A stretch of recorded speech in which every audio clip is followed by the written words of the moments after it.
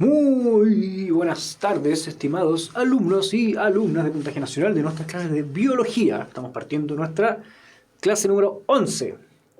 Ya, como siempre, les pido por favor que me avisen si es que todo se escucha bien, si es que todo se ve bien, para no estar hablando aquí. Ya he hablado como 3 veces antes de esto, ¿no? Ay, muchas gracias Pamela, Carla, Don Nel. Don Nel que preguntaba por libros para tener en PDF. Eso se llama pirateo, pues los libros hay que comprarlos, son caros. Hay que pagarle a la gente que lo hace. Si es que no los quiere pagar, hay una página que se llama booksmedicos.org. Esto lo vamos a editar cuando después se suba, así que ahora el momento. Booksmedicos.org va a encontrar muchos libros en PDF. No es publicidad, es porque realmente sirve. No deberían cobrar por la información. Ya, se va a cortar eso. Ahora el momento para que lo sepan. Ya, bueno, dicho eso, nosotros tendremos nuestra segunda clase de el metabolismo celular, o esto que se llamaba como incorporación de energía y materia a la célula, que es como lo mismo, ¿ya? Es en el fondo cómo se las arregla la célula para obtener todo lo que necesita. Por más que la célula sea una unidad, la unidad funcional de la vida, en realidad no vive aislada. ¿Ya? Y lo vimos, ¿se acuerdan? En esa clase de membrana plasmática y de interacción, que si bien había un contorno que separaba, no aislaba. Necesitábamos comunicar lo que hay afuera, porque necesitamos obtener ciertas cosas. Y habíamos visto en la clase pasada ya algunos conceptos súper importantes. Vimos hartos conceptos, pero habíamos hablado de la glicólisis, que era el rompimiento de la glucosa, para obtener una cantidad que era bastante menor de energía en forma de ATP, que recuerden que era la manera de mover la energía dentro de la célula, pero si bien la glicólisis era muy rápida y es efectiva, no producía una alta cantidad de ATP, ¿ya? Después de eso vimos el ciclo de Krebs, que producía poco o nada de ATP, pero nos servía para poder armar una molécula muy importante, que es el famoso NADH, que es el que vamos a ver hoy día como primer tópico de nuestra clase. Y después de eso vamos a ver la fosforilación oxidativa, que es el último proceso catabólico que vamos a ver en nuestra clase de metabolismo. Y el resumen general, para ordenar un poquito esta cuestión, ¿ya? Porque hay harto concepto y los vimos en 2 clases, un poquito condensado. El año pasado yo tomé como 4 para hacer esto, pero me dijeron que era mucho, así que ahora vamos a ver solamente en 2 clases, catabolismo. Después viene la clase de anabolismo, ¿ya? Dicho eso, nosotros ya teníamos en el fondo lo mismo que yo estaba explicando, pero aquí ordenado. La glicólisis producía 2 moléculas de ATP, poco, ¿ya? Si bien sirven, porque se obtienen bastante rápido, se obtienen al principio rompiendo la glucosa, no es tanto, la célula necesita harto ATP, harto ATP. Entonces la glicólisis no, por sí sola no suele dar abasto para todas las necesidades de la mayoría de las células. Y también produce NADH, produce 2 moléculas de NADH. Después de eso, el piruvato, ¿se acuerdan que era lo último que con lo que terminábamos después de la glicólisis? Se transformaba a acetilcoenzima A, ¿ya? Y en ese proceso también se produce un poquito de NADH. Y esa acetilcoenzima A entra al ciclo del ácido cítrico, o ciclo de los ácidos tricarboxílicos, o ciclo de Krebs, que es lo mismo, ¿ya?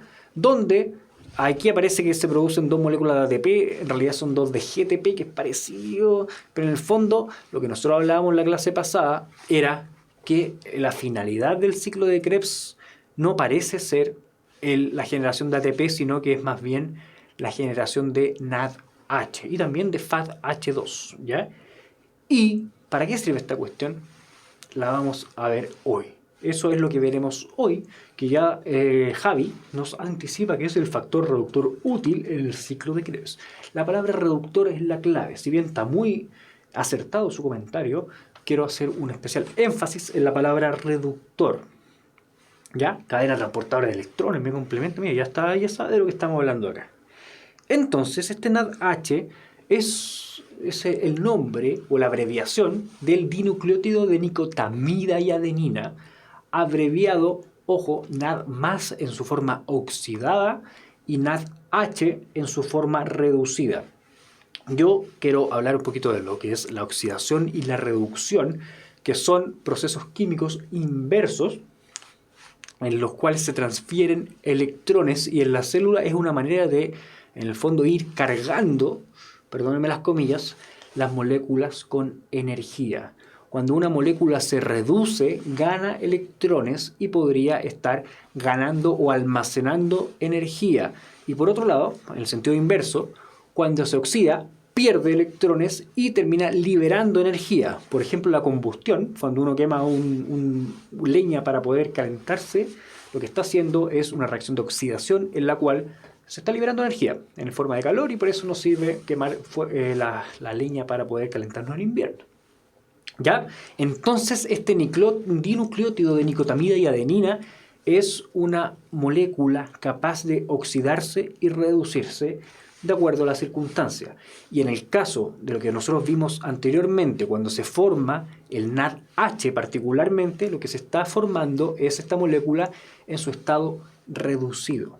Es decir, que todo lo que vimos anteriormente no es más que procesos que ayudan a cargar de un electrón de más a esta molécula y en el fondo darle una especie de energía, pero en forma de poder reductor. ¿Ya? Es una coenzima que se halla en las células vivas y que está compuesta por un dinucleótido, es decir, dos nucleótidos. Ya habíamos visto lo que es un nucleótido, ¿cierto? Unidos a través de su grupo fosfatos.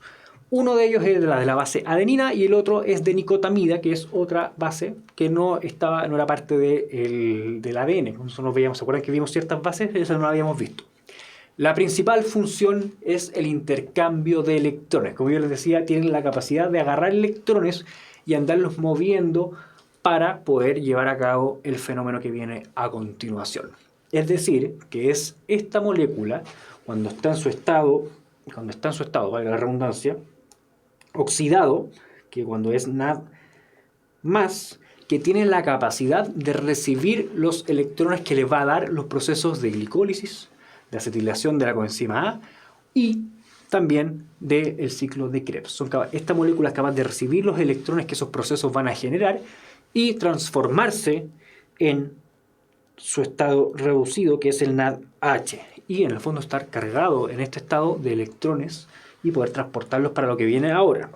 ¿Qué viene ahora? El famoso proceso de fosforilación oxidativa. Este fenómeno ocurre en la mitocondria, es decir, que es característico, es propio de los organismos eucariontes que tienen organelos membranosos, porque la mitocondria es un organelo que de hecho tiene dos membranas, ¿ya? Tiene una membrana externa y una interna. Entonces, en la membrana interna de esta mitocondria van a ocurrir un proceso de transporte de electrones que también se llama, ya nos soplaba alguien, cadena transportadora de electrones, que es el mismo proceso en el fondo, y está a cargo de proteínas que se llaman citocromos, que van a formar eso que ya les decía, que es la cadena transportadora de electrones, ¿ya? Existen 4 complejos, complejo 1, 2, 3 y complejo 4. Cada uno va a tener su propia estructura y su propia función, ¿ya?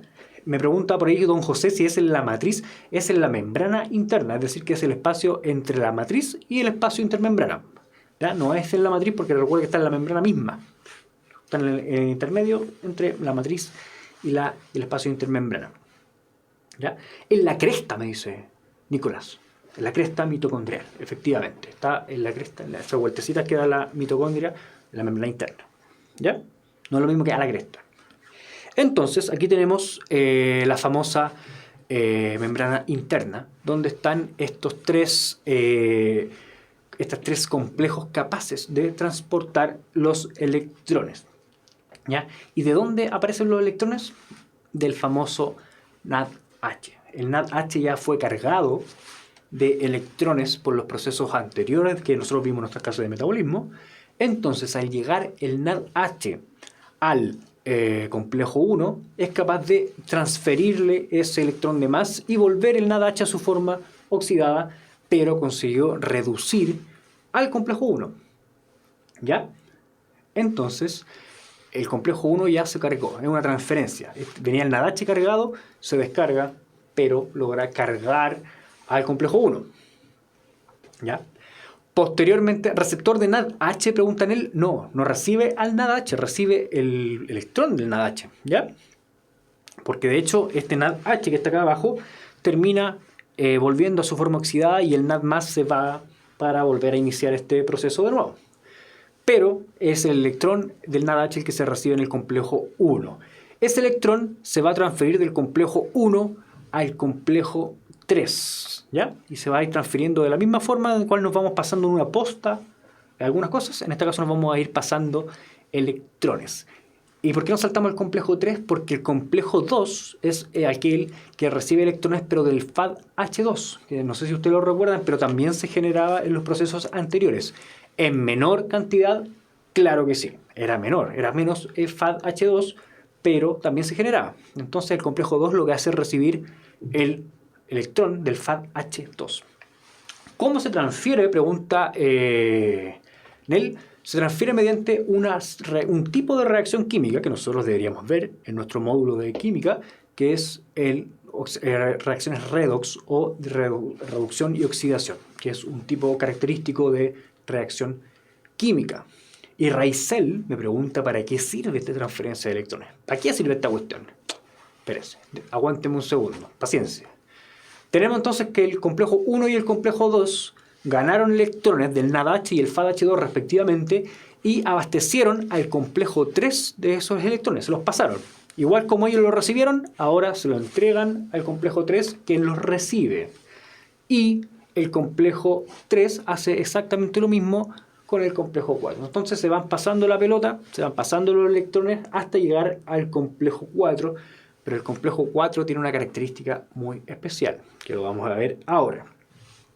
El tema, y bien preguntaba Raisel, que se decía esta cuestión, ¿para qué sirve? Esos fenómenos que yo estoy describiendo, mientras estos compadres se pasan los electrones, el traspaso de electrones viene con una condición. ¿Ya? La naturaleza lo hizo. Pregúntele a la evolución, pregúntele a Dios si cree en él, pregúntele lo que tú quieras, porque lo hizo así, pero la naturaleza lo pensó así. A cambio de traspasar ese electrón, lo que hacen estas moléculas, estos complejos, es agarrar un protón, es decir, estos H+, y tirarlos hacia el espacio intermembrana. ¿Ya? Es un mecanismo que tiene estos complejos de funcionamiento. ¿Ya? Nos pasamos el electrón, no hay problema, pero a cambio de eso, tiramos un protón para arriba, que está aquí. Entonces, ¿qué pasa? Cada vez que se transfieren electrones, en este caso de izquierda a derecha, vamos a ir llenando este espacio intermembrana de protones, de muchos protones, y va a aumentar demasiado la concentración de protones en el espacio intermembrana en comparación con la matriz mitocondrial. Se nos va a llenar acá y aquí nos va a empezar a faltar electrones. Por lo demás, ahí ya tenemos en el fondo una de las primeras finalidades, ¿cierto? Y se llenó de protones el espacio intermembrana. Y algo que se me olvidó mencionar del complejo 4 es que el complejo 4 es el último que recibe los electrones. ¿Ya? Entonces, ¿qué pasa con los electrones aquí? Si estos electrones no se fueran a ningún lado, se quedaran en el complejo 4, se nos formaría un taco, ¿cierto?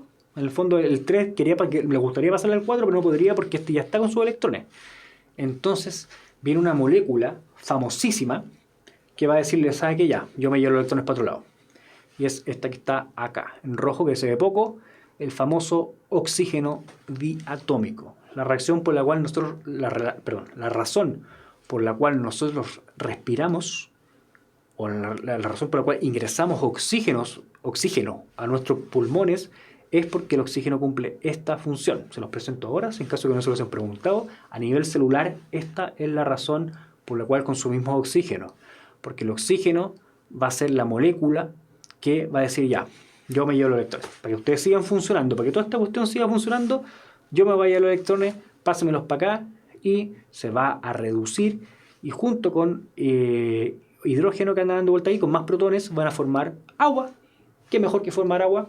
Nada menos, más puro y menos tóxico que el agua.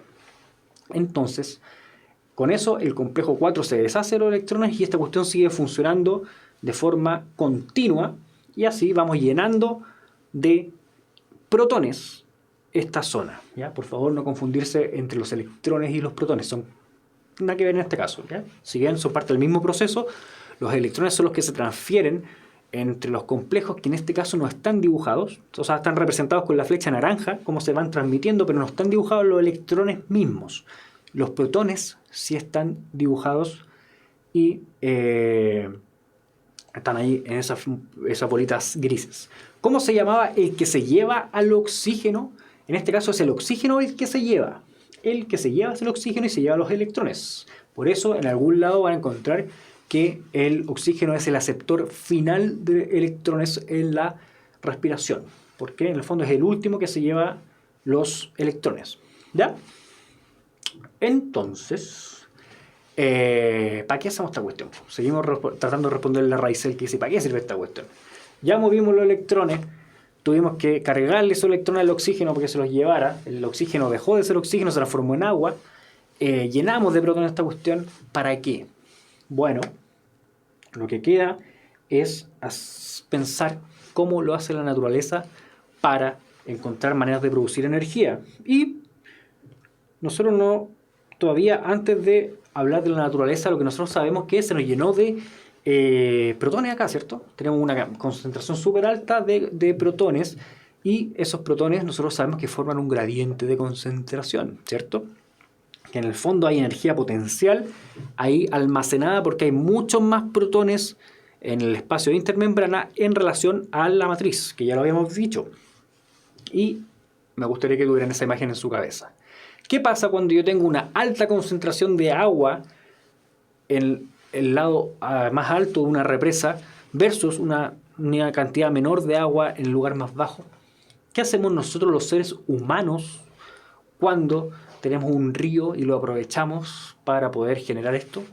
Cuando tenemos diferencias de masas de agua, abrimos una compuerta, hacemos girar una rueda y con eso se genera electricidad y aprovechamos la energía potencial que tienen estas dos masas distintas de agua, las ganas que tienen estas masas de igualarse, y aprovechamos esa energía potencial para transformarla mediante una hélice que hay ahí en la represa, se transforman en energía eléctrica. Bueno, la naturaleza lo pensó antes y hacen exactamente lo mismo. Esta cantidad mayor, esta mayor concentración de protones, que en el fondo son una energía potencial, se aprovechan para, mediante una especie de hélice, imagínenselo de esta misma forma, decir, ya, este que es el complejo ATP sintasa, dice, yo permito que pasen los protones por mí, permito que se igualen, pero a cambio de eso, esa energía potencial la voy a usar para formar ATP a partir de ADP y el fosfato. Entonces, esa energía potencial que hay en estas diferencias de concentraciones, esa energía se va a almacenar en el ATP mediante la formación del enlace de alta energía, que es el que une a ese último fosfato con el ADP.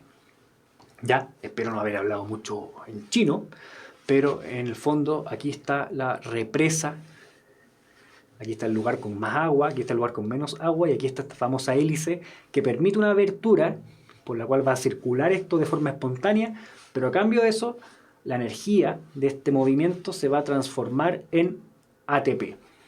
Entonces, ahí tenemos la manera en la cual se forma la mayor cantidad de ATP dentro de la célula. El tema es que, si bien este proceso o la fosforilación oxidativa donde se genera más ATP, para llevar a cabo la fosforilación oxidativa nosotros necesitábamos en un comienzo el NADH, ¿cierto? Y el NADH se generó en los procesos anteriores. Entonces, en el fondo, esto es el final de un proceso que involucraba todos los procesos anteriores. Entonces, esto que ustedes están viendo acá, sumado a todo lo anterior, es el famoso concepto de respiración. ¿Ya? Esto se llama respiración celular. Y ustedes toda su vida han ocupado mal la palabra respiración porque el meter aire se llama ventilación. O eso dicen los kinesiólogos, parece. Pero respiración significa esto. Significa utilizar el oxígeno y en el fondo después liberar dióxido de carbono. ¿Para qué? Para producir energía. ¿Ya? Y es aquí donde se ocupa el oxígeno, que es súper importante, en el complejo 4. ¿Ya? Dicho eso, terminamos con este tormento del metabolismo. Aquí está el proceso final. En un comienzo, la glucólisis generaba ¿A dónde está? 2 moléculas de ATP y 2 moléculas de NADH. La acetilación de la coenzima no genera ATP. El ciclo de Krebs generaba 2 moléculas de ATP entre comillas, pero todos ellos formaban NADH, que después en la fosforilación oxidativa iban a agarrar ese NADH y se iba a transformar después de todo este proceso de la represa y los complejos, se va a formar ATP y se va a formar gran parte del ATP. Entre 32 y 34 moléculas de ATP producto de la fosforilación oxidativa versus las 4 moléculas que generaban todos los procesos anteriores por sí solos. ¿Ya? ¿Alguien perdido ahí? Por favor, denle una vuelta más a esto. Abran su mente. Yo sé que harto contenido, como siempre les repito lo mismo. El concepto, el contexto general, y vayan poniéndole, adornando el contexto general con uno que otro concepto, una que otra palabra. Pero en el fondo son 3 procesos que se acoplaron para poder generar en total toda esa cantidad de energía. Pero esa cantidad de energía se genera, todo ese ATP, los 32 a 34, se forman en el último proceso, que es la fosforilación oxidativa. ¿Ya? ¿Cómo empezaba la glucólisis? Rompiendo la glucosa, ¿cierto? Llegaba glucosa aquí y la empezamos a romper y se generaba la glucosa. La glucosa es una de las formas que nosotros tenemos de alimentarnos, recuerde, a partir de los carbohidratos, ¿ya? También podíamos alimentarnos, y de hecho, buena su pregunta porque me sirve para ver esto. Si yo consumo carbohidratos, estoy inyectando glucosa en su mayoría. Si no, estoy consumiendo otro monosacárido que se puede transformar en glucosa dentro de la célula y echo a andar el proceso desde ahí. Entonces, a partir de glucosa, yo podría echar a andar toda esta cuestión y generar toda esta cantidad de energía. ¿Ya? No tengo glucosa, no tengo monosacárido, me comí pura proteína. Si tengo proteína, estoy ingiriendo o estoy consumiendo solo proteína, voy a romper esa proteína, voy a ingerir aminoácidos y esos aminoácidos van a entrar directamente al ciclo de Krebs. Entonces me van a servir para echar a andar el proceso, pero desde el ciclo de Krebs hacia adelante. Es decir, voy a producir esos 2 de allá del ciclo de Krebs más los de la fosforilación oxidativa, porque el ciclo de Krebs, recuerden que produce NADH. ¿Ya? No tengo tampoco proteínas. Y estoy comiendo pura grasa pura, estoy comiendo mantequilla todos los días. Entonces lo que estoy haciendo es consumir ácidos grasos, los cuales en la beta oxidación se rompen y se transforman a acetilcoenzima A. Entonces termino alimentando este proceso, pero en esa zona. Es decir, que todo lo que nosotros comemos, que nos genera energía, aporta en distintos lugares de este proceso al objetivo final, que es producir ATP. Por eso no tiene ni un brillo comer chicle, porque el chicle no aporta nada a esto. ¿Ya? Por eso cuando chicos nos decían no comas chicle.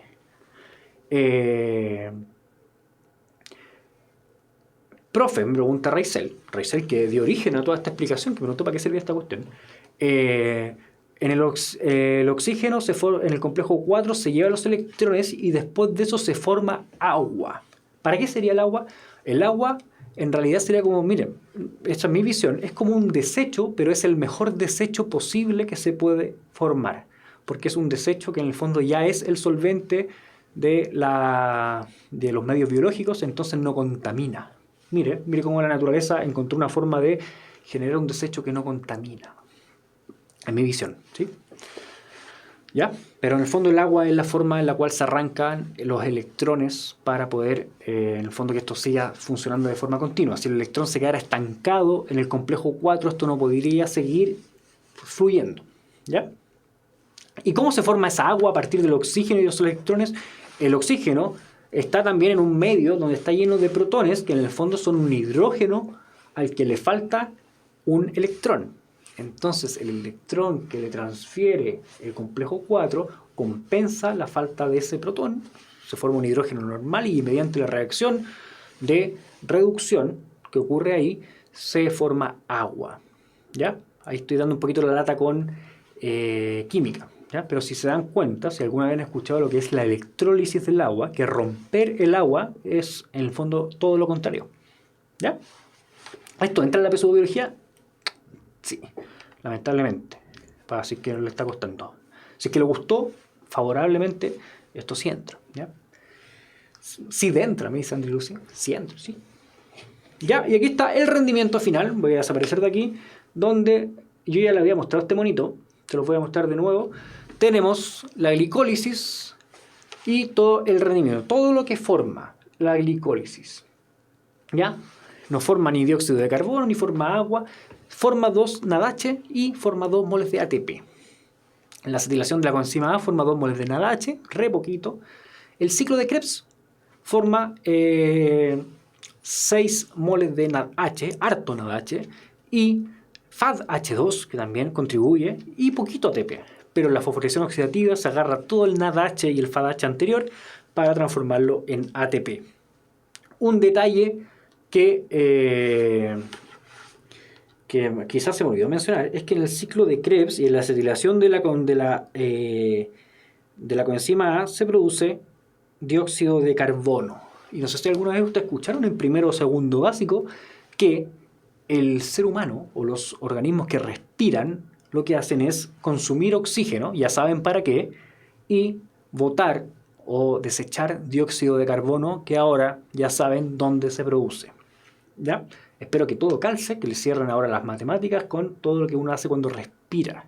Respiración es todo este proceso, es la glicólisis, que después los procesos de acetilación de la coenzima A, el ciclo de Krebs y la fosforilación oxidativa. Toda esta cuestión se llama respiración celular. ¿Ya? ¿Cuántos ATP eran por NADH y por FADH? Hay que hacer la matemática. Déjeme calcularlo. 2, 4, 10, 16, son 2, 3. Hay que hacer la matemática. Demos 38. No, demos un segundo. No lo tengo en la cabeza, no lo estoy viendo en este momento. Le debo esa pregunta a don José. ¿Ya? Porque necesito pensarlo. 3 por NADH, me dice Javier. ¿Sí? Que tengo que ver bien el tema de la matemática porque no estoy tan seguro si en todos los procesos es igual. Normalmente aquí recurrimos a veces a valores que no son tan exactos. ¿Ya? ¿Se vieron ya una diapo que decía entre 32 y 34? En el fondo, dependiendo del libro, a veces nos informan un valor exacto o nos dan un rango. ¿Ya? Tengo que reconocer que no tengo ese datito hasta ahora. Esto lo pasaron en diferenciado en tercero medio, pero no recuerdo que lo hagan en primero y segundo. Dice Bárbara, en primero y segundo debería entrar. Ya, a veces lo vemos, a mí como profesor me tocó verlo. Y se ve muchas veces se ve asociado a ecología, muchachos. Eso es súper importante mencionarlo. A veces en ecología, en primero medio, se pasa eso, pero como en primero medio uno es chiquitito, se lo pasan más o menos rápido porque para no meterle tanto concepto. El problema es que cuando están grandes en la PSU no se lo toman como si fueran chiquititos. ¿Ya?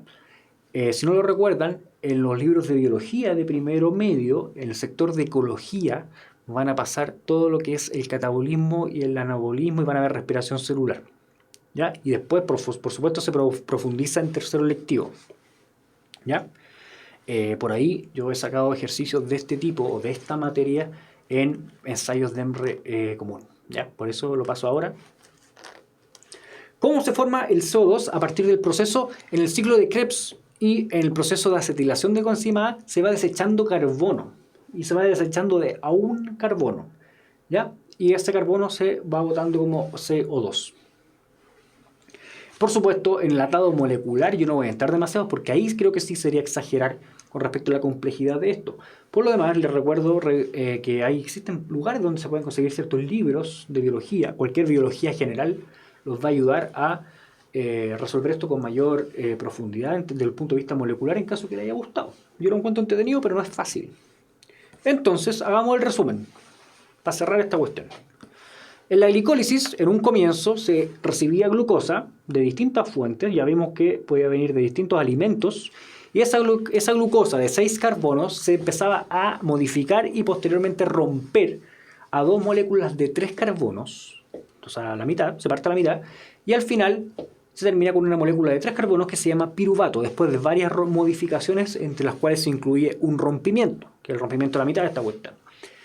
Eso producía 2 moléculas de NADH y 4 moléculas de ATP, lo que se obtiene en los productos, pero recuerden que en los reactantes también había que ponerle 2 moléculas de ATP, había que invertir como inversión de cuando uno invierte plata, invertir 2 moléculas de ATP, gastar energía para que esto empezara a funcionar y al final recibíamos una ganancia moderada, ¿ya? Que eran 2 moléculas de ATP en rendimiento neto, ¿ya? Porque si bien se habían gastado 2, se recibieron 4, así que el neto es 2. Y se producen 2 moléculas de piruvato. Posteriormente, la glicólisis eran 10 reacciones, cada una se lleva a cabo por una enzima, y es una manera súper rápida de obtener ATP. No se obtiene mucho ATP, ojo, pero sí se obtiene rápidamente. Entonces eso es una ventaja que nosotros lo vamos a ver más adelante en algunas clases, que tiene una particularidad. Ojo con ese dato, la forma más rápida de obtener ATP es hacer hasta la glicólisis nomás, ¿ya? Se va a obtener menos, pero se obtiene rápido. Entonces, por ahí dice don Víctor Hugo si hay que cebar o activar la glucosa. La glucosa ya trae la energía que nos va a servir para todo este proceso dentro de sus enlaces. El tema es que para que la glucosa entre a la célula, en el fondo está el primer paso, que es la transformación a glucosa 6-fosfato, que es el primer paso de la glicólisis, pero es un paso más, ¿no? ¿Ya? La glucosa como tal ya trae en sí misma, en sus enlaces, energía almacenada. Y, si quieren recordar la clase anterior, esa es la energía que la planta logró absorber del sol en la fotosíntesis y logró meter o guardar esa energía en esos enlaces de la glucosa. ¿Okay? Y todo lo que estamos viendo ahora es simplemente rompiendo esos enlaces para ir chupando esa energía. En la otra etapa viene la acetilación de la coenzima A, donde el piruvato se transforma en acetilcoenzima A. ¿Ya? No hablamos demasiado de eso, se produce el NADH1 y por cada molécula de piruvato, recuerden que a partir de una molécula de glucosa se producen 2 de piruvato. Por eso vamos a tener por una molécula de glucosa 2 moléculas de NADH. Por eso yo no me atreví recién a hacer el cálculo matemático, porque recuerden que después de la glicólisis hay que empezar a multiplicar esto por 2. ¿Ya? Yo no tengo en mi mente cuánto rendía cada mol de NAD a ATP, pero sí hay que tener cuidado cuando hagan la matemática con respecto a eso, ¿ya? Por eso no me tiré el dato y se los debo. En este proceso se genera este desecho que está ahí, que es el dióxido de carbono, que no nos sirve de nada. Y cada vez que nosotros hacemos, lo que estamos haciendo es botarlo, ¿ya? Y cuando inhalamos, lo que hacemos es obtener el oxígeno que luego de este proceso lo vamos a ocupar. ¿Qué proceso es este? El ciclo de Krebs, donde a partir de la acetilcoenzima A que generamos anteriormente, simplemente la empezamos a transformar para generar NADH en su mayoría y también FADH2. Se genera un poquito de ATP o algo similar, que es el GTP, que también puede servir como energía, pero eso es mínimo, ya es muy poquito. Lo importante de esta cuestión parece ser la generación de NADH. Y una de las particularidades de este proceso es que el ciclo de Krebs también libera CO2. Así que por eso también exhalamos, ¿ya? Pero lo más importante es que se forma el famoso NADH. Después de este proceso tenemos NADH para... Bueno, ahí estaba. Un par de cosas más para decir del ciclo de Krebs. Ocurre en la mitocondria también. Y los sustratos pueden provenir aquí de varios lados. De la glicólisis, del rompimiento de los ácidos grasos, se transforman directamente, se convierten a acetilcoenzima A, o la conversión de aminoácidos derivados de proteínas para entrar directamente al ciclo de Krebs, ¿ya? O sea, puede tener distintos lugares vías de alimentación este ciclo de Krebs. Y posteriormente el NADH que se generó en la fosforilación oxidativa es utilizado para empezar a mover electrones. Los electrones que ganó el NADH se empiezan a mover en los complejos y a cambio de esto, a cambio de mover los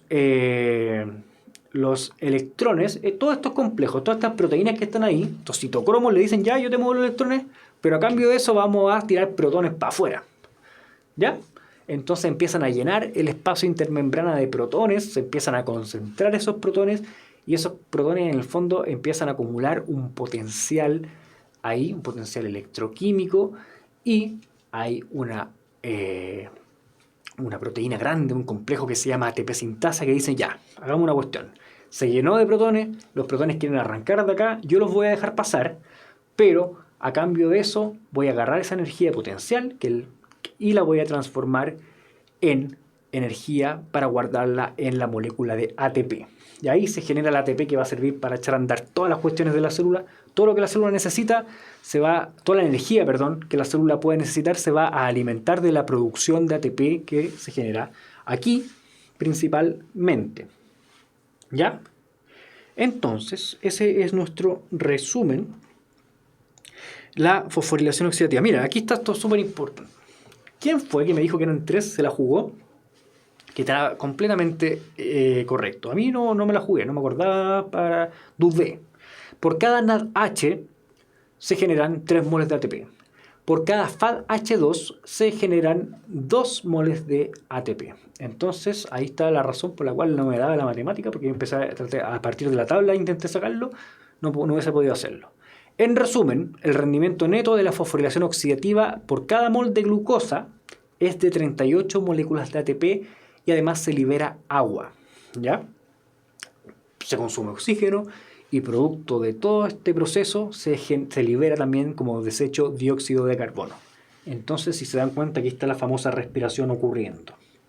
Y ahí está la misma tabla donde yo les explicaba los rendimientos. Pueden sacarle una foto, pueden mirarla, pueden analizarla. ¿Ya? Es súper importante. ¿Ya? ¿Queda más o menos claro el panorama? Esto es bioquímica pura. Si a alguien le interesa estudiar bioquímica, le recomiendo que no lo haga. Yo soy bioquímico, va a terminar como yo. Esto es bioquímica pura. ¿Ya? Si le gusta la bioquímica. ¿Ya? Puede estudiar otras carreras que tengan bioquímica también. Pero hay ciertas situaciones o hay ciertos lugares donde el abastecimiento de oxígeno no es tan fácil. ¿Qué pasa si faltaba oxígeno? Y háganse esa pregunta. ¿Qué pasa si a un ser humano que depende de todo lo que hemos dicho hasta ahora le falta oxígeno? ¿Qué pasa cuando una persona la ahorcan, se asfixia? En realidad lo que ocurre es que se frena todo eso. El oxígeno no está recibiendo los electrones del complejo 4, el complejo 4 no suelta los electrones, entonces empieza a atocharse el tráfico de electrones, se frena la cadena transportadora de electrones, no se produce ATP y la glicólisis por sí sola en las células de nuestro cerebro y en la mayoría de nuestras células no alcanza a suministrar energía. Por lo mismo, en el caso de los seres humanos, el término de la respiración o la interrupción de la respiración significa la muerte. ¿Ya? Nuestras células son incapaces de sobrevivir.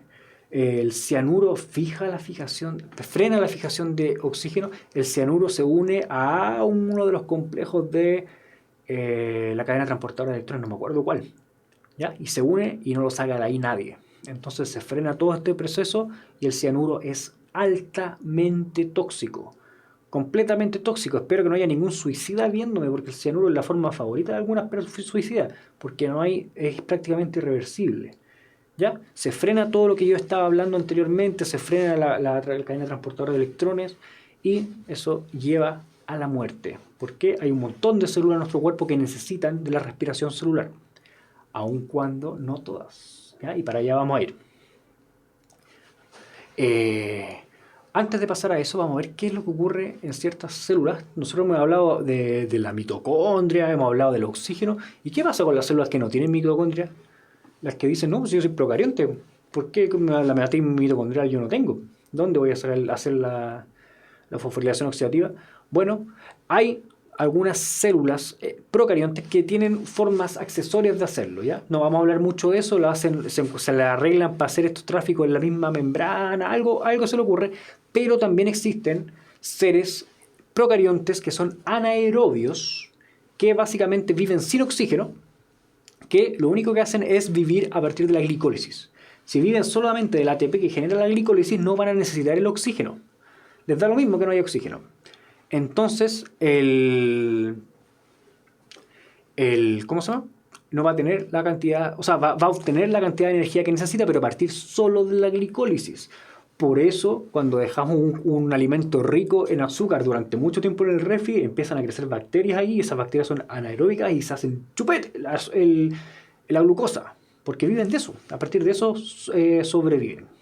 Por ahí dicen que en las pepas de manzanas hay cianuro. Si es que hay una cantidad, pero tan baja. Imagínense que el cianuro es tóxico en concentraciones muy bajas y nadie se ha muerto por una pepa de manzana. ¿Ya? Así que tranquilidad, que no cunde el pánico. Tranquilo con las pepas de manzana. ¿Ya? Como les decía, hay seres que viven, ciertas bacterias que viven en forma anaeróbica, no necesitan oxígeno, pueden vivir y funcionar perfectamente porque viven de la glicólisis. Y al final, en vez de piruvato, van a generar otra sustancia. ¿Por qué? Porque, perdón, déjenme continuar con esto. Solamente pueden generar ATP a partir de la glicólisis, de lo que ya estaba mencionando, por lo que el rendimiento neto de la producción de ATP va a ser 2 moles de ATP por cada mol de glucosa. Es bastante bajo, pero les alcanza para poder sobrevivir. El tema es que la acumulación de piruvato, ¿se acuerdan que la glicólisis terminada en piruvato? No es muy favorable para ellos. Entonces tienen que convertir el piruvato en otra cuestión para poder recuperar el NAD+, ¿cierto? Y para poder deshacerse del piruvato, que también es medio tóxico para la célula. Entonces, cuando no hay suficiente oxígeno, la célula tiene que encontrar una forma de vivir de la glicólisis y además de deshacerse del piruvato. Y para eso se transforma el piruvato en otra sustancia y ese proceso se llama fermentación, que es una palabra que yo sé que ustedes han escuchado. ¿Ya? Las levaduras fermentan, algunas bacterias fermentan y van a transformar el piruvato en distintas cosas, como por ejemplo etanol. ¿Han visto esto? Cuando se deja un jugo muy rico en azúcar, como por ejemplo un juguito de uva, y se deja ahí por un par de meses, semanas, ciertas bacterias empiezan a crecer ahí, en ausencia de oxígeno, por eso se hacen en barriles que son tapados, ¿ya? Y empiezan a crecer bacterias que no necesitan oxígeno, que se empiezan a comer la glucosa que hay en el juguito de uva, ¿ya? Y empiezan a acumular piruvato, y dicen, este piruvato hay que transformarlo en otra cosa, y transforman el piruvato en acetaldehído, y ese acetaldehído después en etanol, que es el famoso alcohol etílico, que después de un tiempo comienza a aparecer en las bebidas alcohólicas. Y así se produce el vino. Se pica el juguito, dice por ahí Víctor Hugo. Efectivamente, se forma un juguito bastante más entretenido, más amargo, sí, porque ya perdió el azúcar, pero que puede ser muy entretenido. En el caso de la cebada, que es una semilla que no es dulce, no tiene la glucosa libre, pero tiene mucho almidón, que no es dulce. Y ese almidón se rompe por la amilasa, se libera después glucosa, se genera un mosto dulce, y eso ocurre lo mismo. Vienen unas levaduras que agarran esa glucosa, la transforman en ausencia de oxígeno en piruvato y después a etanol. Hace el néctar de la vida, dice Nicolás. ¿Es la chicha esto? La chicha efectivamente es un proceso donde todavía no se termina, pero el vino también es, pues el vino ya perdió todo el azúcar. A la chicha todavía le queda azúcar por consumir. ¿Ya? El proceso intermedio. Entonces, esa es una manera que tienen algunas bacterias de deshacerse del piruvato generando etanol. Y nosotros aprovechamos ese proceso para producir bebidas alcohólicas. Hay otras bacterias que no producen etanol, que producen, por ejemplo, lactato, que es el lactobacillum, por ejemplo, que es un tipo de bacteria, que agarra el azúcar, hace glicólisis, acumula piruvato, pero después lo transforma en lactato o ácido láctico. Y ese ácido láctico es el que se encuentra en el yogurt, que ya me están dando ese datito, yogurt de pajaritos. Es porque ahí hay una bacteria que se está comiendo el azúcar y está generando un ácido. No sé si han sentido que puede un poquito ácido el gusto del yogurt. El yogurt natural, que no tiene saborizantes. Y además de eso cambia el pH porque es un ácido y termina haciendo la cosa, cambiando la solubilidad de las proteínas que tiene la leche. Por eso es más denso. ¿Ya? Entonces, esa era la fermentación alcohólica, donde el piruvato es degradado hasta formar etanol. Lo llevan a cabo muchas levaduras. Y esta fermentación se utiliza para los destilados, para los fermentados, que después se pueden destilar, y para la formación de pan. ¿Ya? Para una de las cosas que libera este proceso de transformación de piruvato a etanol, si lo ven aquí, es CO2, que es un gas. Entonces cuando yo tengo pan, que tiene mucho almidón porque tiene derivados del trigo, y se lo comen las levaduras, se comen esa glucosa, liberan CO2. Y ese CO2 lo que hace es inflar el pan, que es la razón por la cual nosotros ocupamos la levadura. Otro tipo de fermentación, como ya la anticipaba, es la fermentación láctica, donde el piruvato se transforma en lactato. Lo hacen ciertas bacterias, pero también lo hacen ciertas células del cuerpo humano y de los mamíferos en general. Si bien yo les decía que la mayoría de las células de nosotros necesitan todo el proceso de respiración celular, hay algunas que no. Unas excepciones, como por ejemplo los eritrocitos, que son los glóbulos rojos, y los músculos cuando están siendo víctimas del ejercicio intenso, ¿ya? Cuando por ejemplo, Usain Bolt, que es un corredor de alta velocidad, que corre a alta intensidad, él corre tan rápido, sus músculos trabajan tan rápido que no tienen tiempo para hacer todo el proceso de respiración celular. Entonces lo que hacen esos músculos, en el caso del ejercicio intenso, es sobrevivir en base a glicólisis, pero tienen que deshacerse del piruvato y lo transforman en lactato. Y dicen que cuando los músculos duelen después de hacer ejercicios por culpa del lactato que se empieza a acumular. Dicen eso. No lo he comprobado aún. ¿Ya? Y hay otros tipos de fermentación, como la fermentación butírica, que es típico de una bacteria que se llama Clostridium butyricum, perdónenme la pronunciación, donde se forma después del piruvato se forma ácido butírico, que es otro tipo de molécula característica del sabor de uno de los quesos, ¿ya? Y la fermentación acética, donde se forma ácido acético, que es el principal componente de los vinagres, ¿ya? Así que por ahí se resalta si su comida la hacen las bacterias y los honguitos. Fíjese que está comiendo muchos derivados de bacterias y honguitos. Y levaduras, que no son ni bacterias ni honguitos, los ponemos en la clasificación distinta. Los utilizamos, nos sirven bastante. Y además su comida la digieren o la terminan de digerir también bacterias que están dentro de su organismo. Así que no hay que ser prejuicioso con las bacterias. Algunas sirven para mucho. Ya, dicho eso, esa fue nuestra clase de hoy. Vamos a seguir hablando un poquito de esto, pero hasta aquí llegamos con catabolismo, al menos. ¿Ya? Veamos la siguiente pregunta. Acá hay un diagrama de un modelo DEMRO oficial que muestra el ciclo del carbono, igual como cuando éramos chiquititos lo teníamos que dibujar. Entonces, ¿hicieron la maqueta alguna vez? ¿Qué proceso representan las flechas 1 y 2? ¿Ya? Y aquí tenemos una vaca, un esqueleto de un ser que murió, una planta, un auto, y entre la vaca y el CO2 atmosférico está la flecha 1, y entre la planta y el CO2 atmosférico está la flecha 2. Entonces me gustaría que me dijeran cómo se llama este proceso. ¿Qué produce este proceso?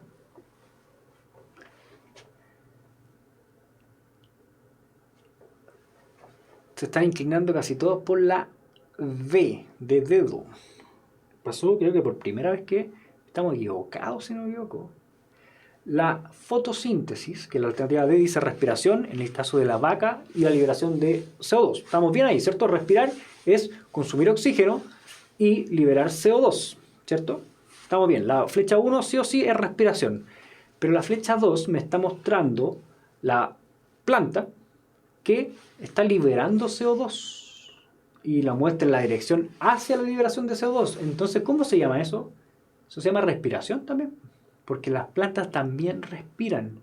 Las plantas hacen fotosíntesis, efectivamente, consumen CO2 para transformarlo en glucosa después y guardar energía, pero también respiran, también necesitan consumir energía, también hacen glicólisis, también tienen que sobrevivir ellas mismas, no pueden solamente almacenar energía.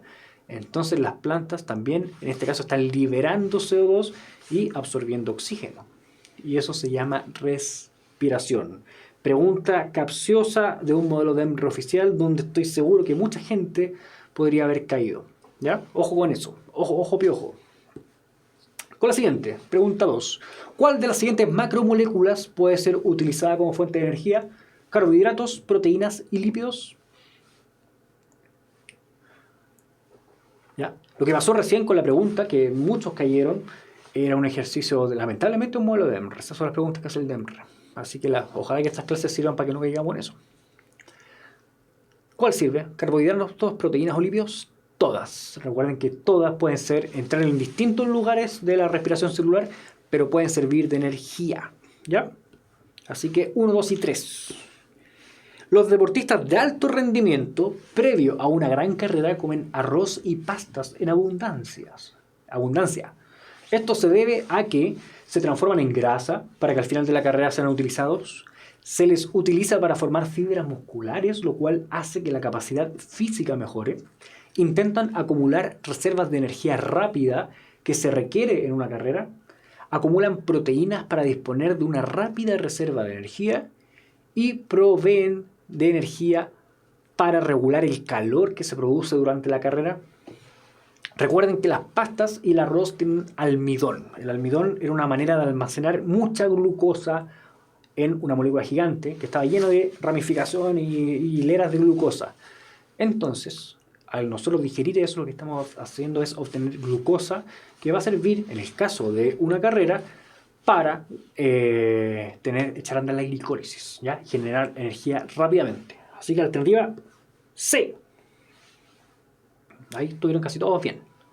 La parte aeróbica de la respiración celular se produce durante la glicólisis, la conversión del piruvato a acetilcoenzima A, el ciclo del ácido cítrico o ciclo de Krebs, el transporte de electrones o todas las anteriores son procesos aeróbicos. Aeróbico, en caso que, bueno, lo expliqué un poquito brevemente, en el caso de la fermentación, pero aeróbico significa que consume oxígeno. ¿En qué lugar de esto se consume oxígeno? En el transporte de electrones, ¿cierto? ¿Se acuerdan que el complejo 4 era el que en el fondo consumía el oxígeno?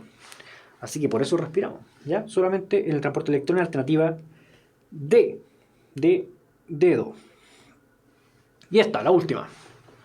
El gráfico muestra el flujo de entrada a la célula de una molécula Q en función del gasto de ATP, ¿ya? En condiciones normales, la N, y después de la inhibición de la respiración mitocondrial, que está con la letra I, ¿ya? Del gráfico se infiere correctamente que a bajas concentraciones intracelulares de ATP el transporte de Q está en equilibrio.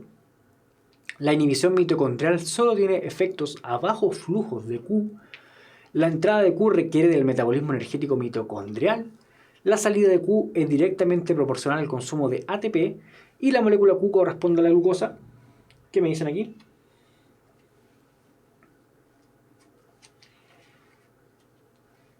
La vamos a dejar pendiente. Estamos pasados en la hora. La vamos a dejar pendiente. Es bueno de repente dejar una pregunta pendiente para que la veamos. Esta era un poquito más difícil, ¿ya? Queda pendiente. Saca el pantallazo por si la quieren ver. Pensar un ratito más. Esa fue nuestra clase de hoy. Clase de Metabolismo 2. Espero que se vayan familiarizando con algunos conceptos. Espero que no haya sido no tan difícil esta clase. Si bien son conceptos complicados, por favor, sigan mi consejo de buscar siempre el contexto general y después ir poniéndole un par de cositas, adornarlo con conceptos. Vimos el NADH, qué función cumplía, vimos la fosforilación oxidativa y también vimos el contexto general del catabolismo. Todo lo que hemos hablado hasta ahora. Les mando un saludo, que estén muy pero muy bien. Nos vemos la próxima semana. Vamos a seguir hablando un poquito de esto, similar, pero no lo mismo. ¿Ya? Chau, chau. Saludos para todos. Nos vemos el martes.